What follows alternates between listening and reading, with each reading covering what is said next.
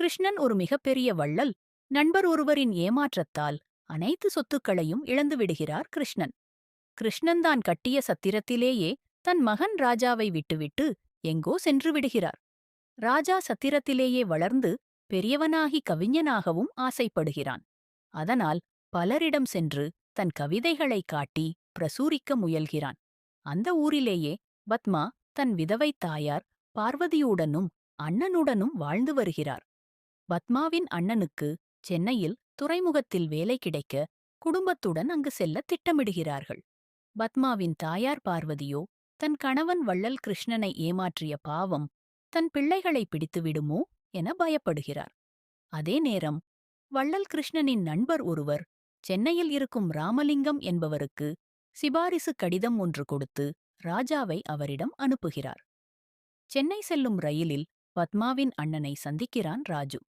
வள்ளல் கிருஷ்ணனின் மகன் என்பதை அறிந்து ராஜுவை தன்னுடனே தங்கியிருக்க பத்மாவின் அண்ணனும் கேட்க ராஜுவும் சரி என்கின்றான். ராஜு கடிதத்துடன் ராமலிங்கத்தை சென்று பார்க்க அவரும் ராஜுவின் கவிதைகள் நன்றாக இருப்பதாக சொல்லி அதை பிரசுரிக்கவும் ஏற்பாடு செய்கிறார். பத்மாவின் குடும்பம் சென்னைக்கு இடம் மாற்றம் செய்கிறது. பத்மாவுக்கு இசைக்கல்லூரியில் அனுமதி கிடைக்கிறது. ராஜீவின் கவிதைகள் பிரசுரிக்க அது நல்ல வரவேற்பை பெற்று ராஜு மிகப்பெரிய ஆளாகிறான். இந்த நிலையில் ராமலிங்கத்தின் மகள் லதா ராஜுவை விரும்ப ஆரம்பிக்கிறாள். ஆனால் ராஜு பத்மா காதலிக்கிறார்கள். இந்த நிலையில் பத்மாவின் அண்ணன் விபத்து ஒன்றில் இறந்துவிடுகிறார். ராமலிங்கம் பத்மாவின் கல்யாணப் பொறுப்பை ஏற்றுக்கொள்கிறார். இந்த நிலையில் வள்ளல் கிருஷ்ணன் தன் மகனின் கவிதை புத்தகத்தை பார்த்துவிட்டு அவனுக்கு ஒரு கடிதம் எழுதுகிறார். அவனும் தன் தந்தையை காண ஊருக்கு செல்கிறான். இந்த நிலையில் பத்மாவுக்கு ராமலிங்கம் ஒரு மாப்பிள்ளை பார்த்து திருமணம் செய்ய ஏற்பாடு செய்கிறார். லதா ராஜுவை காதலிப்பது பத்மாவுக்கு தெரிய வருகிறது.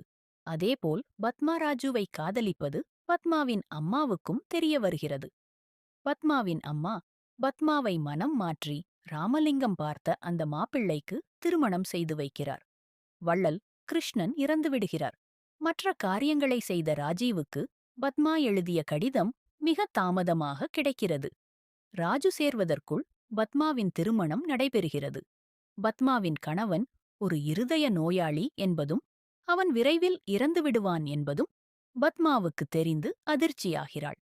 இருந்தாலும் தன் கணவனுக்கு சேவை செய்தே வாழ வேண்டும் என்பது முடிவெடுக்கிறாள் பத்மா. இந்த நிலையில் பத்மாவின் தாயார் ராஜுவின் மனதை மாற்றி லதாவுக்கு திருமணம் செய்ய ஏற்பாடு செய்கிறார். அதே நேரத்தில் பத்மாவின் கணவர் இறந்துவிட பத்மா வெள்ளைப் புடவையுடன் லதா ராஜுவின் கல்யாணத்திற்கு வர அதை பார்த்த அதிர்ச்சியில் ராஜு கல்யாணத்தை நிறுத்திவிடுகிறான். கல்யாணம் நின்ற அதிர்ச்சியில் ராமலிங்கத்திற்கு உடல்நிலை சரியில்லாமல் போகிறது. அனைவரின் வற்புறுத்தலின் பேரில் ராஜுலதாவை திருமணம் செய்து கொள்கிறான். பத்மா அந்த ஊரை விட்டு தன்னுடைய பழைய கிராமத்திற்கே செல்கிறாள். பத்மா பழைய நினைவுகளில் அவளின் உடல்நிலை மோசமாகிறது. இங்கு ராஜீவுக்கும் லதாவுக்கும் ஒரு பெண் குழந்தை பிறக்கிறது. அந்த குழந்தையும் நோய்வாய்ப்பட லதா பத்மாவை தேடி செல்கிறாள். லதா பத்மாவுக்கு செய்த பாவத்தினால்தான் தன் குழந்தை நோயாளி ஆகிவிட்டதாக கருதுகிறாள். அதை கேட்டு பத்மா லதாவின் குழந்தையை பார்க்க சென்னைக்கு வருகிறாள். அங்கு வந்து குழந்தையை பார்த்தவள் கடவுளிடம் தன் உயிரை எடுத்துக்கொண்டு குழந்தையின் உயிரை காப்பாற்றித் தர மன்றாடுகிறாள். குழந்தை பிழைக்க பத்மாவின் விதியும் அப்படியே ஆகிறது. ராஜுவின் மடியிலேயே பத்மாவின் உயிர் பிரிகிறது. இதுவே ஆடிப்பெருக்கு படத்தின் கதை.